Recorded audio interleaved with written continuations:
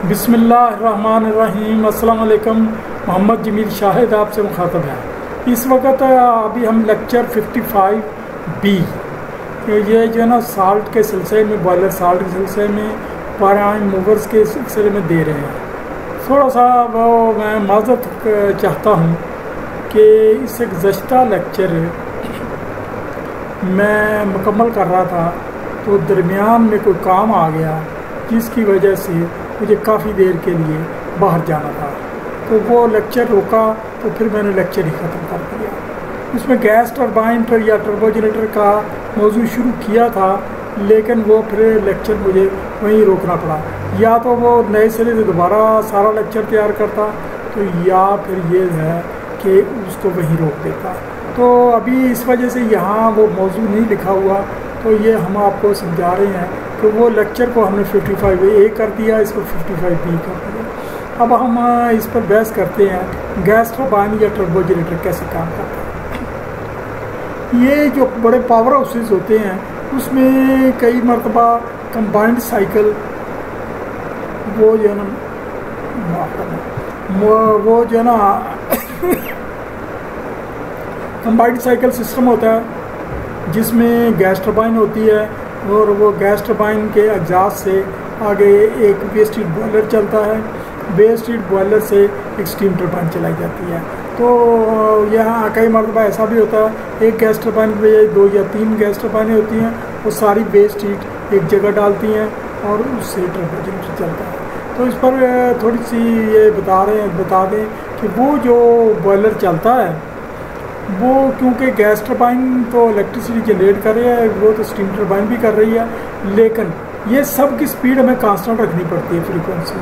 तो कांस्टेंट के लिए अगर अब लोड में थोड़ी देर बाद वेरिएशन आती रहेगी तो स्पीड तो कांस्टेंट नहीं रहेगी।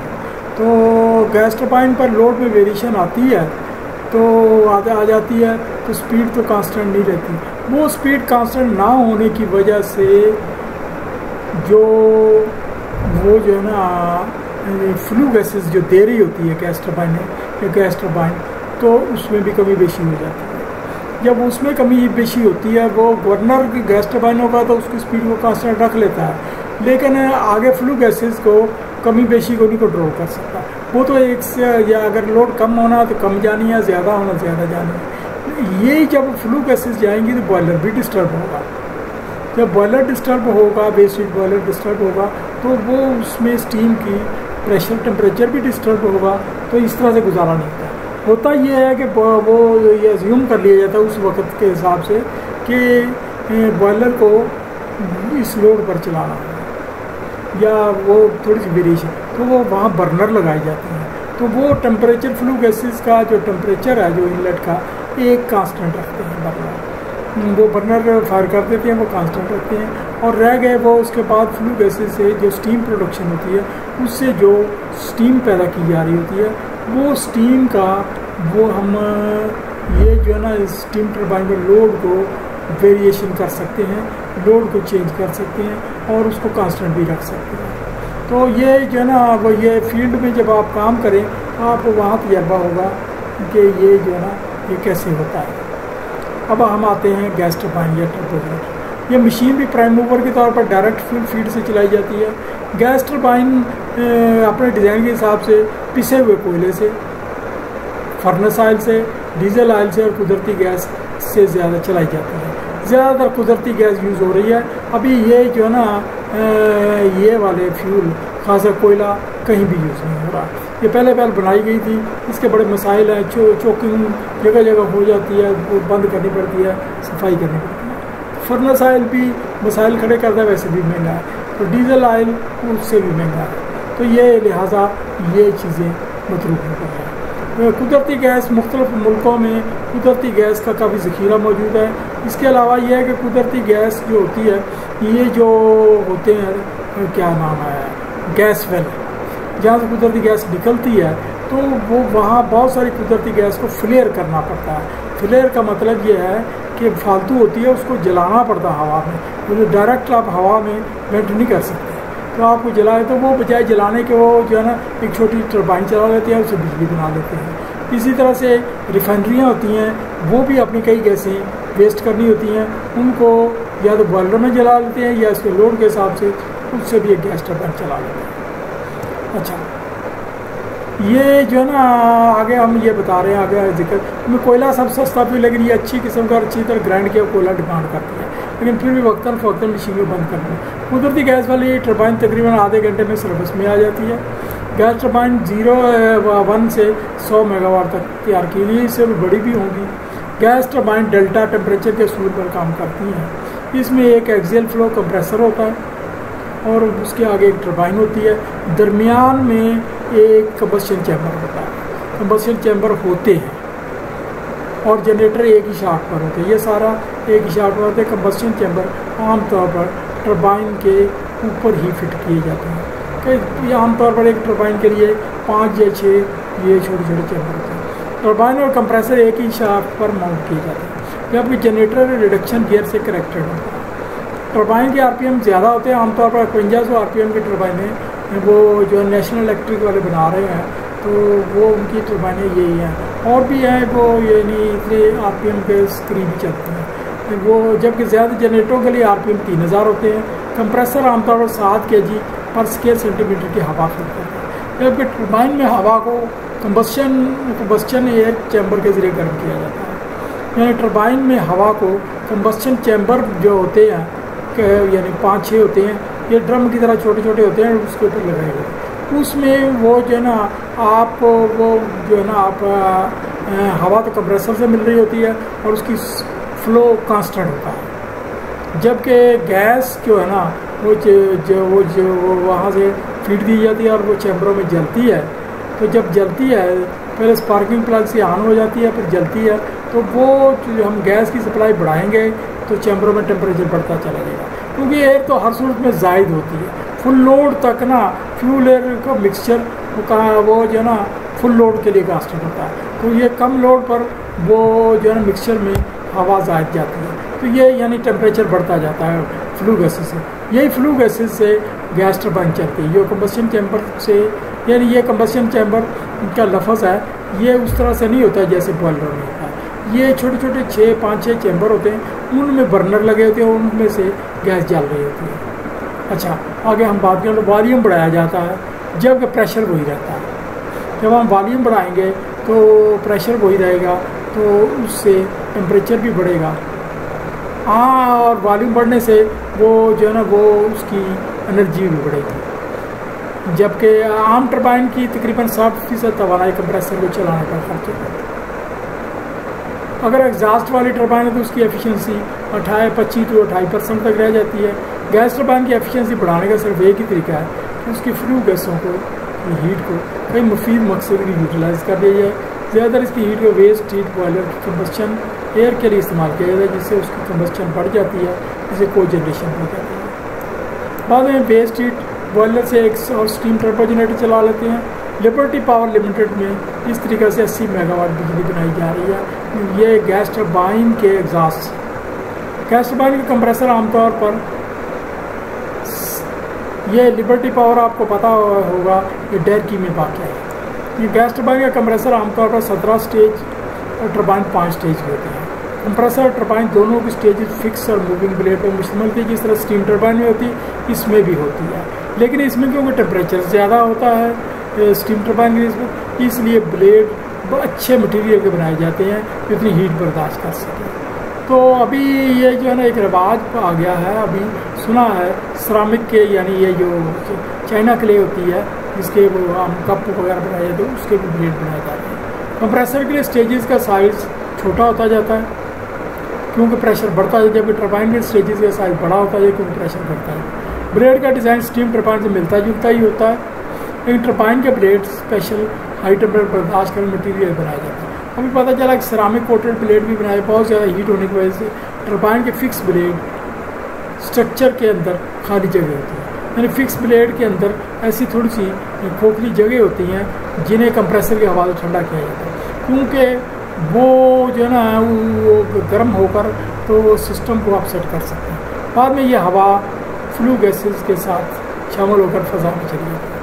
कंप्रेसर से हासिल की गई ब्लीड एयर कंप्रेसर टरबाइन की लिबरेंट सील के लिए भी इस्तेमाल होती है। कंप्रेसर से जिस तरह से हमने वो लिबरल सील की स्टीम यूज़ की थी, स्टीम टरबाइन में इस तरह से लिबरल सील के लिए कंप्रेसर से इस्तेमाल होने हवा यूज़ करते हैं। टरबाइन से कबल और मुंसलिक शाफ्ट के ऊपर दायरे की शक्ल में 6 या 6 से ज़्यादा गोल किस्म के कंबस्शन चैम्बर बने जिन पर स्टार्टअप इग्निटर लगे हुए। ये मैंने पहले बता दिया है, तो ये आप वो समझ गए। स्टार्टअप के लिए पहले टरबाइन को टर्निंग गियर मोटर से लैच करके स्लो रोलिंग किया जाता है। ये टर्निंग गियर उसी तरह स्टीम टरबाइन की होती है, लेकिन स्टीम टरबाइन की जो टर्निंग गियर होती है वो रेगुलरली उसको चलाती रहती है, रोटेट होती है। लेकिन टरबाइन का ये स्टीम गैस टरबाइन का टर्निंग गियर वो पावर से वो बड़ा वेट होता है, तो वो उसको तकरीबन 90 डिग्री सेंटीग्रेड तक घुमाने के बाद रुक जाती है।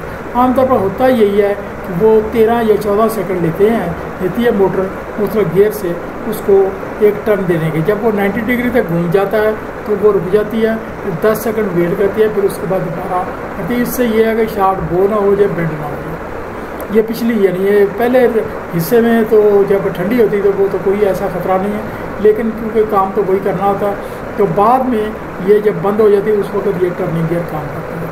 ये एक टाइमर के वक्फे वक्त स्लो रोल करना होता है। इससे कबल लुब्रिकेशन सिस्टम सर्विस में देते हैं। रनिंग मशीन में ज़्यादातर शाफ्ट से गियर कनेक्टेड ऑयल पंप से लुब्रिकेशन की जाती है। ख़ास आरपीएम आ जाने पर ऑक्सिलरी ऑयल पंप खुसूसन ऑटो पर बंद हो जाता है या कर दिया जाता है। इस दौरान दीगर ऑक्सिलरी पंप मसलन ऑयल कूलिंग फैन वगैरह सर्विस में दिए जाते हैं।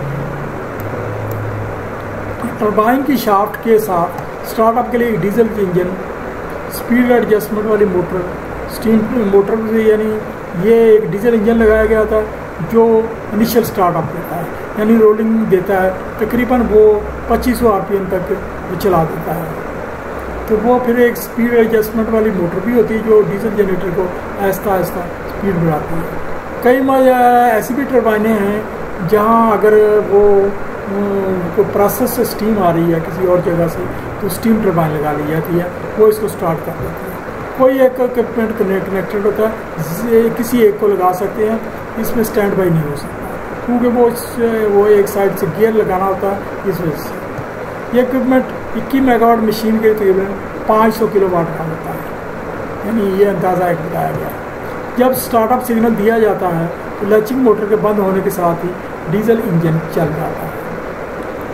उसके आरपीएम बढ़ते चले जाते हैं और 2500 आरपीएम पर कुछ देर चलने के बाद इलेक्ट्रॉनिक गवर्नर की बीसी यानी वोल्टेज गवर्नर की बीसी इतनी हो चुकी होती है, टरबाइन को फायरिंग आर्डर मौसूल होता है, यानी वो जो है ना इग्निटर वो जो कंबस्शन चैम्बर के वो फायर हो जाता है। गैस का वाल्व भी साथ ही खुल जाता है और तमाम कंबस्शन में इग्निटर फौरन साइमल्टेनियसली फायरिंग स्टार्ट कर देते हैं। अब बीसी ऐसा ऐसा बढ़ती जाती है, यानी वो वोल्टेज वो वेरिएबल कंट्रोल वोल्ट और गवर्नर खुलता जाता है और गैस भी बढ़ती जाती है। गैस का वाल्व खुलता जाता है, फायरिंग भी बढ़ती जाती है और कंबस्शन चैम्बर में ज़्यादा गर्म हवा जाती रहती है और कंबस्शन चैम्बर से टरबाइन को कुछ ज़्यादा हवा जाती है और वो ज़्यादा गर्म हवा का वॉल्यूम उतना ही फैल चुका होता है, ज़्यादा एनर्जी भी ज़्यादा होती है, इससे टरबाइन की स्पीड बढ़ती जाती है और कंबस्शन चैम्बर सेकेंडरी एयर का टेम्परेचर भी बढ़ता जाता है। बाज़ार अब गैस टरबाइन को चलाने लग जाए, यानी अब ये हो जाता है गैस टरबाइन में इतनी एनर्जी आ जाती है वो कंप्रेसर को चलाने लग जाता है। कंप्रेसर जो पहले से जो है ना इनिशियल स्टेज में डीजल जनरेटर के ज़रिए चला था, अब कंप्रेसर को टरबाइन चलाने लग जाती है। अब डीजल जनरेटर के शटडाउन का टाइम आ गया है। जब आरपीएम कंप्रेसर की कंप्रेसर मोहताज तो होती है, 5500 आरपीएम पर स्पीड बढ़नी रुक जाती है। इस दौरान आइसोलेटेड जनरेटर में भी 3000 आरपीएम पकड़ लेता है। तो ये जो ना ये कंप्रेसर को उस वक्त जब हम वो उसको बंद कर देते हैं डीजल जनरेटर, तो कंप्रेसर टरबाइन के लोड बढ़ जाता रहता है। अब फाइनल तौर पर टरबाइन के अब दोबारा मैं बात कर रहा हूँ कि डीजल जनरेटर स्टार्टअप से 2500 आरपीएम तक देता है। 2500 आरपीएम के बाद फिर फायरिंग ऑर्डर मिलता है, तो फायरिंग ऑर्डर के बाद टरबाइन आहिस्ता आहिस्ता चलनी शुरू हो जाती है। 2500 आरपीएम में कुछ देर बाद डीजल जनरेटर को ऑटोमेटिकल ट्रिप सिग्नल भी मिलता है। हर टरबाइन की अलग स्पीड है, इस पर उसको ट्रिप सिग्नल मिलता है और वो ट्रिप हो जाता है और उसके साथ ही कंप्रेसर की एयर भी बढ़ती जाती है, स्पीड भी बढ़ती जाती है गैस टरबाइन की, और स्पीड बढ़ने के साथ ही यानी 5100 आरपीएम पर रेगुलर स्पीड हो जाती है। ये ज़रूरी नहीं हर गैस टरबाइन की यही हो, उसमें किसी की कुछ और भी हो सकती है। तो ये जनरेटर की भी 3000 ज़रूरी नहीं है, 1500 भी हो सकती है। इसका फार्मूला मैंने इलेक्ट्रिकल के मौजूद में बता दिया।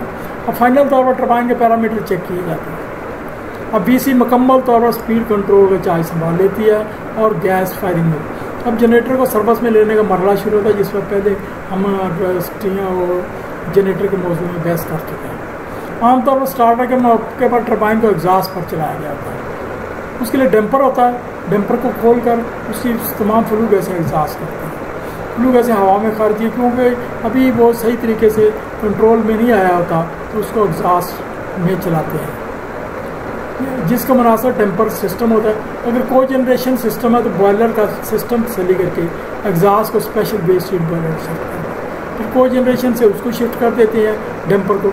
इसके लिए वो बॉयलर में एक डक्ट में बॉयलर फर्नेस तैयार किया गया जाता है, इसमें बॉयलर की तरफ पर steam drum, water balls, level glasses, PSP वगैरह लगाया जाता है। पहले सिस्टम में पानी सर्कुलेट कराते हैं, वो पहले से शुरू कर दिया गया होता है।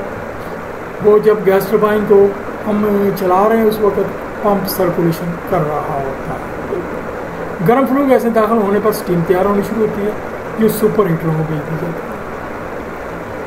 सुपर हीटरों के अपने बर्नर होते हैं कई मरतबा, तो सुपर हीटरों का टेम्परेचर बरकरार करने अलग बर्नर लगाए जाते हैं, लगाने जरूरी होते हैं। रेटिंग टेम्परेचर प्रेशर की स्टीम तैयार होने पर स्टीम हीटर में दे दी जाती है। यहाँ भी चेक वाल लगाना ज़रूरी होता है। ऐसे बॉयलर की स्टीम को हीटर से मिलाते वक्त टेम्परेचर प्रेशर कुछ ज़्यादा बरकरार, इसके अलावा मुनासिब टेम्परेचर पर प्रेशर करना लगाना जरूरी। अब ये स्टीम आमतौर पर एक टरबाइन को, स्टीम टरबाइन को दी जाती है। यानी अब आप समझ सकते हैं कि इस मरहले में गैस टरबाइन चली, बॉयलर चला और साथ ही स्टीम टरबाइन भी चली। तो ये 3-4 चीज़ें इकट्ठी चलाते हैं, बीच में जनरेटर भी चला और फिर गैस टरबाइन का जनरेटर चला और स्टीम टरबाइन का भी जनरेटर चला। तो ये सारा काम संभालना पड़ता है। पहले बताया जाए, गैस टरबाइन डेल्टा टेम्परेचर के असूल पर काम करती है। कंप्रेसर से आने वाली एयर कंप्रेशन की वजह से गर्म हो गई होती है। अगर उसकी हीट टरबाइन को फीड से कबल काफ़ी हद तक किसी मुफीद मकसद के एक्सट्रैक्ट कर ली जाए, टरबाइन की एफिशिएंसी बढ़ जाती है। यानी वो जो है ना, कंप्रेसर से आने वाली जो एयर है वो गर्म हो गई होती है। तो जो गर्म एयर अगर हम गैस टरबाइन को देंगे तो फिर गैस टरबाइन की एफिशिएंसी तो बढ़ेगी नहीं, उसको कई मरतबा किसी और मकसद के लिए उसको ठंडा करना ज़रूरी है। यानी गैस टरबाइन को स्टार्टअप को जो एयर है वो ठंडी मिलनी चाहिए, तो वहाँ से फिर उसके कंबशन चैम्बर ने उसको गर्म करना है। बाकी बचे को जनरेशन के तरीके से की लागत और बिजली की प्रोडक्शन फी मेगावाट के हिसाब से यह मशीन डीजल जनरेटर की निस्बत सस्ती और उसके मेंटेनेंस वसाइल भी कम होते हैं। जनरेटर कूलिंग के लिए कूलिंग टावर की मोहताज नहीं होती है।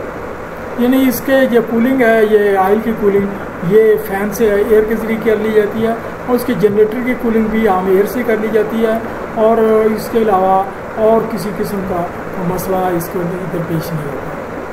आमतौर पर इसका जनरेटर एयर कूल्ड होता है, लेकिन बहुत बड़ी मशीन के लिए हाइड्रोजन कूल्ड भी हो सकता है। मेगावाट जनरेशन के हिसाब से इब्तदाई कास्ट भी कम होती है, लेकिन रनिंग कास्ट ज़्यादा पड़ती है।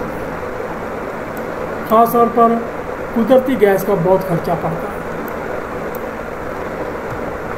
फिर भी डीजल जनरेटर से कम ही होती है, क्योंकि ज़्यादातर गैस टरबाइनें नेचुरल गैस पर चलाई जाती हैं। इस वजह से किसी गलती या लीकेज की वजह से आग लगने का ख़तरा होता है। इस वजह से मशीनें कैबिन में बंद सप्लाई की जाती हैं। ऑक्सिलरीज कंप्रेसर टरबाइन जनरेटर के कैबिन हिस्से आइसोलेटेड होते हैं, यानी उनका एक अलहदा कैबिन होता है। ऑक्सिलरीज कंप्रेसर का, टरबाइन का, जनरेटर का अपना कैबिन होता है। आमतौर पर ऑक्सिलरीज का अलहदा कैबिन होता है, कंप्रेसर का अलहदा कैबिन होता है और फिर टरबाइन का अलहदा, टरबाइन और वो कंबशन चैम्बर का अलहदा होता है। उसके बाद एक अगला चैम्बर होता है जनरेटर का, वो एक्साइटेशन सिस्टम उसी के अंदर होता है। इनमें जो जनरेटर वाला हिस्सा होता है वो कैबिन को एयर कंडीशन किया जाता है, बाकी को कोई ज़रूरत नहीं है। तो इसके साथ ही ये जो है ना, बाहर किसी जगह कार्बन डाइऑक्साइड के सिलेंडर रखे जाते हैं और सब चैम्बरों में वो कार्बन डाइऑक्साइड स्प्रे करने का इंतज़ाम होता है। ये जो पूरा चैम्बर है ये वो शोर से इंसुलेटेड मटेरियल का होता है और उसके अलावा एयर टाइट होता है।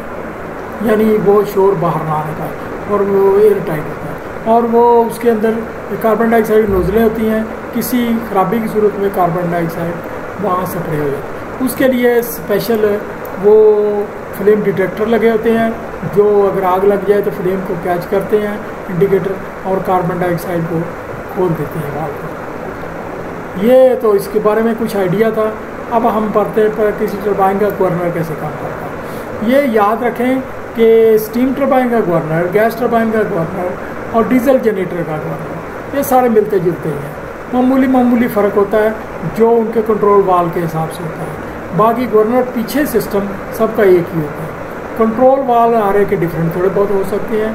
तो अच्छा, बिजली के लिए हाइड्रोलिक टरबाइन हो या कोई और मशीन हो, गवर्नर के बगैर बिल्कुल बेकार है। हाँ, ये जो है ना गवर्नर हाइड्रोलिक टरबाइन का भी वही होता है। पाकिस्तान के रूल्स के तहत 50 MHz बिजली बनाने मतलूब होती है, लेकिन बिजली कंज्यूमर में कमी बेशी वजह फ्रीक्वेंसी डिस्टर्ब करते रहता है। तो डिस्टर्बेंस से बचने के लिए गवर्नर कंट्रोल करता है। गवर्नर एक मैकेनिकल या इलेक्ट्रॉनिक डिवाइस होती है जो लोड की कमी बेशी के बावजूद टरबाइन की स्पीड कांस्टेंट रखता है। हाइड्रोलिक टरबाइन में ये पानी के गेट को लोड करने के मुकाबले कमी बेशी करता रहता है। ये अपना सिग्नल टरबाइन की स्पीड से लेता है, और वो टरबाइन की स्पीड से लेकर वो गैस के फ्लो को कंट्रोल वाल्व से कम करता है, यानी कंबस्शन चैम्बर को गैस कम देता है। अगर कम करनी स्पीड ज़्यादा करनी ज़्यादा देता है। पहले मैकेनिकल फिर हाइड्रोलिक गवर्नर बना, ज़्यादा इलेक्ट्रॉनिक गवर्नर बनाए जाते हैं। ये जगह भी कम घेरते हैं और ज़्यादा एफिशिएंट होते हैं, तो बेहतर स्पीड करना। इलेक्ट्रॉनिक गवर्नर पर हम पिछले लेक्चर में स्टीम टरबाइन के लेक्चर में बहस कर चुके हैं। स्टीम, गैस या हाइड्रोलिक टरबाइन गवर्नर साथ के हिसाब से एक जैसे ही होते हैं, यानी सिर्फ कंट्रोल वाल्व को दरकार कुव्वत के डिज़ाइन का फ़र्क होता है, उनके कंट्रोल वाल्व डिफरेंट होते हैं। यानी ये हाइड्रोलिक टरबाइन जो डैम मुतलका डैम्स पर यूज़ होती है, वहाँ गेट होते हैं, जो गेट को अगर कंट्रोल वाल्व होता है। हाइड्रोलिक टरबाइन की ट्रिप्स कोल्टी भी दीगर मशीनों की तरह ही होती है। इलेक्ट्रिकल साइड की ट्रिपिंग वही होती हैं, दूसरी मशीनों वाली। टरबाइन साइड की ट्रिपिंग में वाइब्रेशन वाली ट्रिप भी अहम है, वो भी होती है। वो उसका वही फिनोमेना जो हम स्टीम टरबाइन। इसके अलावा मशीन को बचाना दीगर ट्रिपिंग होती है। इसमें गैस स्टीम टरबाइन से जो फ़र्क है थोड़ा सा, वो ये है कि उसमें CO2 के सिलेंडर नहीं होते, इसमें CO2 के सिलेंडर होते हैं। ये हमारा लेक्चर ख़त्म हुआ, तो अभी हम ये बात करते हैं, ये कुछ ड्राइंग होगा, तो हम आपको कुछ ड्राइंगें समझाएंगे। ये पहली ड्राइंग पेट्रोल इंजन की है, वर्किंग की है। ये आप देख रहे हैं कि ये पहले एयर इनटेक हो रही है यहाँ से, यानी एग्जॉस्ट वाल ये वाल क्लोज होता है, ये कैम शाफ्ट कोई सिस्टम से क्लोज रखता है। ये इनटेक वाल ये ओपन होता है, और ओपन होता है ये देखिए नीचे भी ओपन हुआ है, तो ये एयर दाखिल होती है, और ये जो है ना पिस्टन नीचे आ रहा है, क्रैंक शाफ्ट ये नीचे इसको घुमा कर नीचे ला रही है, और ये कंबस्शन चैम्बर है, यानी दूसरे लफ्ज़ों में सिलेंडर का हिस्सा है। और ये कनेक्टिंग राड है। कनेक्टिंग राड ये इस वजह से है कि ये नहीं लीनियरली आना, सीधा आना, लेकिन ये इसको थोड़ा सा तिरछा करना ताकि ये इधर से रोटेशन हो सके। ये क्रैंक शाफ्ट है, ये सिस्टम। तो अगला का भी यही है, आप देखें अगले में ये वाल क्लोज हो गया, ये भी क्लोज हो गया, ये भी क्लोज हो गया, और ये वो रोटेशन के तहत compression air fuel mixture is compressed, ये कंप्रेस होकर ऊपर गया। अब ये ऊपर गया तो यानी मैक्सिमम जितना ऊपर गया उस वक्त स्पार्किंग प्लग ने स्पार्किंग की, तो वाल खुल वो स्पार्किंग दी, तो ये स्पार्किंग से ये एक झटका लगेगा, ये इसको वो झटका उसको नीचे भेज देगा, ये फिर बाद में एनर्जी बैलेंस हो जाती है। ये झटका लगेगा, ये आ जाएगा, ये नीचे आ गया। नीचे जब आया तो वो नीचे आया पावर की तरफ है, फिर जब ऊपर गया तो गैसेस वो एग्जॉस्ट हो गई, तो एग्जॉस्ट के बाद फिर वो उसी स्ट्रोक में ये जो है ना इनलेट हो जाएगा बाद में। तो ये इनटेक है, ये कंप्रेशन है, ये पावर है, ये एग्जॉस्ट है।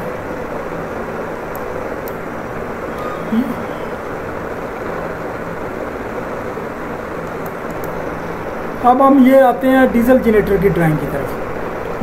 पहले ये आपको बताया तो जो इजाद किया गया पेट्रोल इंजन, तो उस वक्त ये देखा गया कि स्पार्किंग प्लग ये इस्तेमाल होता था। तो स्पार्किंग प्लग तो वो होता था, वो पेट्रोल बड़ा फाइन किस्म का फ्यूल है, तो फाइन किस्म के फ्यूल के लिए स्पार्किंग प्लग ये यूज़ करना पड़ा। तो जब ये फाइन किस्म के वो फिर पेट्रोल की दस्तियाबी कम हो गई, वो क्रैकिंग यूनिट लगे रिफाइनरियों में, तो पेट्रोल उतना दस्तियाब नहीं था। बाद की तहकीक में मिस्टर डीजल ने ये दरियाफ्त किया कि अगर टेम्परेचर बढ़ा दिया जाए तो हमें स्पार्किंग प्लग की ज़रूरत नहीं है और नाकस फ्यूल भी चल सकता है। पहले तो वो इसको पेट्रोल पर, वो मिट्टी के तेल पर तजर्बा किया, लेकिन वो इतना कामयाब नहीं रहा। फिर वो डीजल आयल पर तो देखा गया डीजल आयल की कैलोरीफिक वैल्यू यानी पेट्रोल से काफ़ी ज़्यादा है और नॉकिंग नंबर भी कंट्रोल्ड है। तो ये डीजल जनरेटर याद हुआ, अब इंडस्ट्रियों में ज़्यादा डीजल जनरेटर यूज़ होते हैं। इसमें भी यही इनटेक स्ट्रोक है, उसी तरह से इनटेक स्ट्रोक है और वो क्रैंक शाफ्ट है वही है। ये इसमें कंबस्शन एयर एंटर हो रही है। कंबस्शन एयर कितनी एंटर होती है इसका तलब लोड से है कि वो जो है ना पावर का लोड कितना है। तो वो जो है ना टर्बो चार्जर लोड के हिसाब से ज़्यादा एयर देगा, अगर लोड ज़्यादा है, कम लोड है तो कम देगा। तो ये नीचे आई। इसके बाद अगली स्ट्रोक ने, कंप्रेशन स्ट्रोक ने इसको कंप्रेस किया। ये कंप्रेशन स्ट्रोक ने इसको कंप्रेस किया।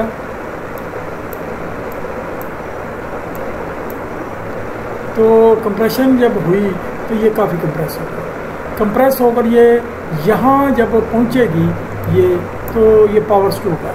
पावर स्ट्रोक ये जो है ना उस वक़्त यूँ ये लास्ट पर पहुँचेगी उसी वक़्त कैम शाफ्ट फ्यूल की पिचकारी देगी, फ्यूल को पिचकारी से अंदर भेजेगी।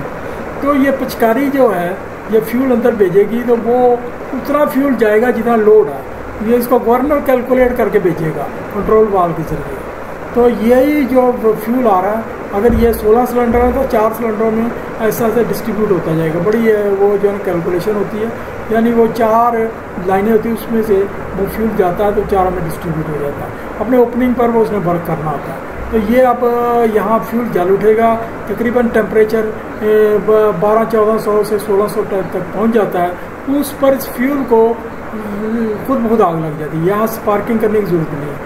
बस इसमें और उसमें थोड़ा सा फ़र्क ये है कि क्योंकि इसे 1600 पर जलना होता है तो ये जो मटीरियल है सिलेंडर का ये मजबूत बनाना पड़ता है ताकि इतने टेम्परेचर पर और प्रेशर पर फट ही ना जाए। जबकि पेट्रोल इंजन का ये साइड का सिलेंडर का मटीरियल कमज़ोर भी चल जाता है, तो टेम्परेचर भी उतना नहीं होता जितना इसमें होता। अब ये नीचे आया, तो नीचे आए तो वो स्ट्रोक जो है ना एग्जॉस्ट स्ट्रोक इसको खारिज कर देगा। एग्जॉस्ट स्ट्रोक यहाँ से खारिज हो जाएगी, ये खारिज हो जाएगी तो साथ ही चार्जिंग हो जाएगी। अगर मुख्तलिफ सेट है तो किसी में चार्जिंग लोड वो 4 सिलेंडरों में ये अमल हो रहा था। 4 सिलेंडरों में, अगर 16 सिलेंडर है 4 सिलेंडरों में, यानी एक सिलेंडर इनटेक कर रहा है, दूसरा भी चौथा इनटेक कर रहा है, तीसरा चौथा भी आता था। इसका फायरिंग आर्डर मैंने आपको बताया था, ये फायरिंग आर्डर ये डिफरेंट होता है। यानी अगर पहला वो जो है ना सामने वाला है तो वो दूसरा उससे आगे कहीं होगा। तो वो मेरे पास फायरिंग आर्डर तो लिखा हुआ है कि वो बड़ा कॉम्प्लिकेटेड होता है। ये जो है ना बड़ा उसके साफ रखना था क्रैंक शाफ्ट में टूट जाए तो अनबैलेंस फोर्सेज ना हो जाए, क्योंकि ये पावर स्ट्रोक ने वो झटका मारना होता है तो वो उससे वो टूट सकता है। तो वो यानी झटका 4 जगहों से पड़ रहा था, तो 4 ऐसे कर उसको बैलेंस कर लेती हैं, तो वो 4 जगह फिर बदल जाती हैं। तो आगे हमारा आ रहा है ये गैस टरबाइन का मौजू शुरू हो रहा है। तो गैस टरबाइन के बारे में आपको जैसे बताया कि ये एक ही शाफ्ट है, ये लंबी शाफ्ट है। इस पर पहले कंप्रेसर है, तो कंप्रेसर को चलाया जाता है मैंने जैसे बताया किसी सिस्टम से। तो ये कंप्रेसर को एयर मिल रही है, ये फ़ज़ा की एयर, तो साथ में कंप्रेसर को एक मशीन चला रही है। ये फ्यूल आ रहा है और ये एयर आ रही है बाहर की एटमॉस्फेरिक एयर। तो कंप्रेसर को स्टार्टअप में जो मैंने तरीक़ेकार बताया, तो फ्यूल का ये कंबस्शन चैम्बर है। कंबस्शन चैम्बर के ये इसी के गैस टरबाइन के ऊपर 6 या 8 या 10 या 12 कंबस्टर लगे होते हैं। यानी ये छोटे छोटे ड्रमियाँ सी होती हैं और वो बड़े डिज़ाइन की करके ना उसमें स्पार्किंग इग्निटर होते हैं, तो वो जो है स्पार्किंग होती है और वो जाते हैं और वो ये फिर अब आपकी फ्लू गैसेज ये हवा में। अब आपका मर्जी है, इस पर बॉयलर लगा लो कुछ ना, ये आगे रिडक्शन गियर होता है क्योंकि इसकी स्पीड ज़्यादा होती है और इसकी ज़्यादा कम है। फिर जनरेटर, ये जनरेटर जाता है, ये सिंक्रोनस जनरेटर लिखा है। जनरेटर की स्पीड कांस्टेंट है, इसको सिंक्रोनस जनरेटर कहते हैं। गैस टरबाइन को आप किसी और मकसद के लिए भी यूज़ कर सकते हैं, मसलन ये जो है ना एक मोटर चलाने के लिए भी यूज़ कर सकते हैं, किसी पंप को चलाने के लिए भी यूज़ कर सकते हैं। तो ये अब हमारी बात यहाँ ख़त्म हुई। अगले हम अब आपको अगली ड्राइंग आते हैं। ये एक को जनरेशन का नक्शा है।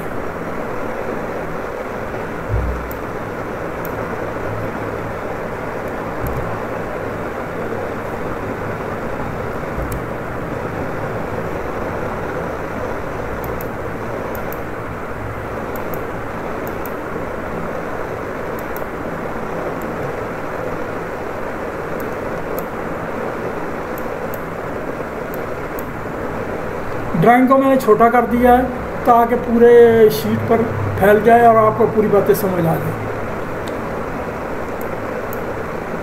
ये ड्राइंग के तहत आप देखें कि ये गैस टरबाइन चल रही है, ये उसका कंप्रेसर है, ये गैस टरबाइन चल रही है। गैस टरबाइन की ये एग्जॉस्ट भी आ रही है। यहाँ उन्होंने एग्जॉस्ट को वो जो है ना फ़ज़ा में यहाँ नहीं दिखाया गया। इस ड्राइंग में देखे होता है इसको क्यों बाईपास करना होता है। यहाँ डैम्पर होता है, एक पहले स्टार्टअप में ये फ़ज़ा में भेजी जाती है, फिर उसके बाद इधर भेज जाते हैं डैम्पर को दूसरे। ये वो नेचुरल गैस है, यहाँ से एंटर हो रही है गैस टरबाइन में, ये कंप्रेसर उसको कर रहा है, ये कंप्रेसर अपनी एयर ले रहा है। ये बीच में समझो ये कंप्रेसरों का वो उसका हिस्सा है कंबस्शन चैम्बर का। तो इस टरबाइन के तहत इसका जनरेटर इधर लगाया गया है। इधर भी लगाया जा सकता है, मुख्तलिफ डिज़ाइन है, इधर भी लगाया जा सकता है। ज़्यादातर इधर लगाया जाता है लेकिन यहाँ लगाया गया है। अब ये जनरेटर अपनी आउटपुट दे रहा है, ये आउटपुट ये इलेक्ट्रिकल सिस्टम में आ रही है, यहाँ सिंक्रोनाइज हो रहा है ये सिस्टम है। ये अब ये डक्ट है, बड़ी डक्ट है, बॉयलर है, वेस्ट हीट बॉयलर है, हीट रिकवरी बॉयलर है। तो हीट रिकवरी के बाद यही फ्लू गैस में फंसा रहे। आमतौर पर गैस टरबाइन का जो एग्जॉस्ट टेम्परेचर होता है 550-560 डिग्री सेंटीग्रेड होता है और फुल लोड पर चल रही है। अब ये यहाँ से फ्लू गैसेस ये गई तो ये जो ना आगे ये हमारी स्टीम बन रही है, यानी ये स्टीम आ रही है, ये स्टीम प्रोडक्शन हो रही है, यहाँ से स्टीम प्रोडक्शन हो रही है, ये सर्कुलेशन हो रही है, ये स्टीम आ रही है। तो ये स्टीम टरबाइन को चला रही है। स्टीम टरबाइन को चला रही है, यहाँ स्टीम इनलेट होती है, स्टीम टरबाइन चलती है, तो ये जनरेटर है। अब ये जो है ना स्टीम टरबाइन जो है ना आमतौर पर ये कंडेंसिंग नहीं होती, इतना ख़र्चा नहीं किया जाता। तो ये स्टीम टरबाइन का एग्जॉस्ट निकल रहा है, यानी ये तकरीबन 120-110 टेम्परेचर की स्टीम निकल रही है। यहाँ ये स्टीम सुपर हीटर में से गुजर रही है, तो फ्लू गैसें सुपर हीटर को गर्म कर रही हैं। यानी दूसरे लफ्ज़ों में ये एक सर्कुलेशन है, लेकिन कुछ ना कुछ लीकेज तो होती है, तो वो उसको भी बैलेंस किया जाता है। ये तो सादा सी ड्राइंग है आपको समझाने के लिए। तो ये यानी स्टीम प्रोडक्शन, यहाँ स्टीम आ रही है, इसको स्टीम जो वो एग्जॉस्ट स्टीम जा रही है, ये जा रही है। ये जनरेटर है, ये कंडेंसर है। तो कंडेंसर से ये क्योंकि सर्कुलेशन को मेंटेन करने के लिए ये कूलिंग टावर चल रहा है, कूलिंग टावर से ये पानी सर्कुलेट हो रहा है। ये जो है ना इसमें थोड़ी सी गलती है, इसमें यहाँ जो है ना स्टीम नहीं जा रही बल्कि ये कंडेंस हो रही है, कंडेंस से हो रही है क्योंकि डेल्टा पैदा करना है, डेल्टा पैदा करना, कंडेंस हो रही, तो ये कंडेंस कलेक्ट हो रहा है, इसकी एनर्जी पूरी एक्सट्रैक्ट करनी है। तो एनर्जी एक्सट्रैक्ट करने के लिए हमें वो जो है ना यहाँ कंडेंसर से गुजारेंगे, वैक्यूम वैसे बनेगा, सब कुछ बनेगा। पहले मैंने गलत कह दिया, मज़ रखा है। तो ये जो है ना यहाँ से फिर कंडेंसेट जा रहा, तो कंडेंसेट से ये स्टीम ड्रम को जा रहा है, ये यहाँ स्टीम ड्रम नहीं दिखाएगा, तो वो वहाँ से फिर स्टीम बनकर आ रही है। तो ये प्रोसेस पूरा हुआ। तो ये आगे का वो जो है ना कूलिंग टावर पानी अपना वो जो है कूलिंग टावर को दे रहा है। कूलिंग टावर वो पानी अपना कूलिंग टावर अपना यूज़ कर रहा है, यहाँ से वो इसको दे रहा है कंडेंसर को, ये दूसरे कूलिंग में डाल रहा है। तो ये बाकी कूलिंग टावर से रिवर या कैनाल है इसके करीब लगाया जाता है, वहाँ से ये मेकअप वाटर आ रहा है इसको कूलिंग टावर को, ये जो है ब्लो डाउन जा रहा है, फ्लो ये कूलिंग टावर का भी ब्लो डाउन जा रहा है और इसमें स्टीम टरबाइन का भी जा रहा है और सॉरी बॉयलर का भी जा रहा है। ब्लो डाउन ये सारे कटर यहाँ नहीं पहले बनाए गए, ये एक सादा सा नक्शा बनाया गया है जो आपके समझने के लिए है। तो वो फिर ये जनरेटर है इसका स्टीम टरबाइन का, ये जनरेटर से ये आउटपुट कटी जा रही है, यहाँ सिंक्रोनाइज हो गई, ये एक ही बस बार में आ रही है, ये इलेक्ट्रिकल आउटपुट है ये ग्रिड को जा रही है, एक ही बस बार में है। आमतौर पर होता यही है कि इसकी जो आउटपुट है और इसकी गैस टरबाइन की, इसके आउटपुट के किलो वोल्ट एक होते हैं। ये अगर 11 kV ये बना रही है तो 11 kV ही ये बनाती है, फ्रीक्वेंसी भी एक होती है। तो अब इसको मैचिंग करने के लिए इसको सिंक्रोनाइज करना पड़ता है, जिसके बारे में इलेक्ट्रिकल के चैप्टर में बात की जा चुकी है। अभी हमारी बातचीत ख़त्म हुई, आप इसको तवज्जो से देखें, किसी पावर स्टेशन पर जाएं, वहाँ विज़िट करें। ये कुछ लोग और तरह सोचते हैं, कुछ लोग और तरह सोचते हैं, वो कहते हैं जब हमें मौका मिलेगा, पावर हाउस में नौकरी का मौका मिलेगा फिर जाएंगे। और कुछ लोग ये कहते हैं कि पहले से तैयारी करके रखें ताकि हमें मौका मिल जाए, मौका मिल जाए। मैं ये एक जनरल सी बात करता हूँ, ये बढ़ तो नहीं है। मैंने एक मरतबा अप्लाई किया ऑयल फील्ड के लिए, जब मैं फौजी फर्टिलाइज़र कंपनी में था, तो मेरा तो फील्ड ही नहीं था। तो जब वो उन्होंने एक वो जो दे दिया, कराची की बात है, कराची में ब्रिटिश पेट्रोलियम कंपनी थी, उन्होंने हमें एक रिटन टेस्ट दे दिया। रिटन टेस्ट में मेरा सेकंड नंबर था, यानी वो पूरे जो पेपर चेक किए मुझसे स्टूडेंट आए थे 40-50 या जो भी है, वो सेकंड नंबर था। तो जब मेरा इंटरव्यू हुआ, उन्होंने मुझसे पूछा आपका एक्सपीरियंस क्या है, मैं कहा 0 है। वो कहते ये क्या है, आपका ऑयल फील्ड का कोई एक्सपीरियंस नहीं है, मैं कहा कोई नहीं है। मैं तो सच्ची बात कर रहा हूँ, मेरा तो ये जो है ना फर्टिलाइज़र का है और दीगर है वो फील्ड का ये तो नहीं है। तो उसने कहा, उन्होंने कहा ये वो आपने नकल मारी है, ये जो मैं कहा इसी किस्म का पेपर दूसरा बनाकर मुझे दे दे, मैं अभी हल कर देता हूँ। ये मेरा अपना नॉलेज है, मैंने पहले से तैयारी की थी कि मुझे शायद जॉब मिल जाए। उन्होंने वो बड़ा अप्रिशिएट किया, उन्होंने कहा जॉब हम आपको दे रहे हैं, ठीक है, क्योंकि आपको डायरेक्टली प्लांट पर तो नहीं लगा देना, जाते कहना कल से शुरू कर दो, ये ऐसा नहीं होगा। तो वो आप इंशाअल्लाह ताला जल्दी सीख जाएंगे। जब आपने ये इतना मुश्किल पेपर आपने हल कर लिया तो वहाँ कोई मुश्किल नहीं है, वो एक्सपीरियंस बन जाएगा। तो ये बात ये है कि अगर आप सीखेंगे तो आपको भी इसी तरह से जॉब मिल जाएगी। अगर आप कहते हैं पहले जॉब मिले फिर सीखेंगे फिर देखेंगे, तो ये वैसे ही बात है कि एक शख्स कहता है कि मेरे पास कोई पैसा आए तो मैं कारोबार करूं, तो किस्मत या कारोबार कहता है पहले तुम कोई तजर्बा लाओ फिर पैसा आएगा। तो ये कुछ उसको समझ नहीं आता कि पैसा पहले आएगा या कारोबार पहले चलेगा। तो ये ऐसा चीज़ को बढ़ाना पड़ता है, मतलब थोड़े क्या पैसे से कारोबार, इसी तरह से नॉलेज भी ऐसा बढ़ाना पड़ता है। जब आपने फील्ड सोच लिया कि हमने यही करना है, हमने सियासतदान नहीं बनना ना कुछ और बनना, तो ये आपको इसी में तरक्की मिलती जाएगी। अल्लाह ताला आपको खुश रखे, आपके फैमिली को रखे और रोज़ी में बरकत डाले। ये सब रोज़ी में बरकत डालने के लिए है, इसी बरकत से ही हमारे मुल्क ने बरकत पकड़नी है।